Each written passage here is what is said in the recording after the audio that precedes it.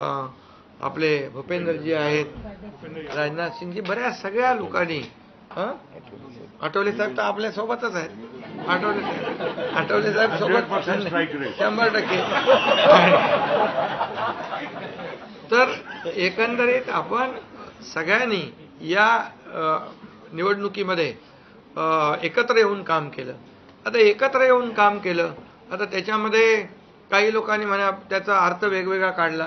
मोदी साहेब म्हणाले एकत्र या, विकासासाठी एकत्र या. आता लोकांना आवाहन केलं, जसं आम्ही काय त्याच्यामध्ये जातीपाती धर्माचा उल्लेख केला नाही, पण मतदानासाठी एकत्र या, विकासासाठी एकत्र या, या राज्याला पुढे घेऊन जाण्यासाठी एकत्र या, असं आवाहन करणं काय चुकीचं आहे.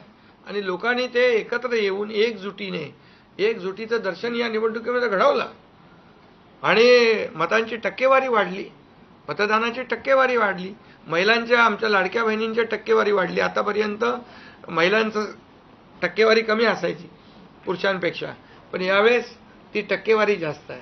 आणि म्हणून लाडक्या बहिणी आमच्या ज्या आहेत त्या लाडक्या बहिणींनी सावत्र भावांना चांगला जोडा दाखवलेला आहे. आणि आम्ही म्हणायचो ना, खोडा घालणाऱ्यांना जोडा दाखवा.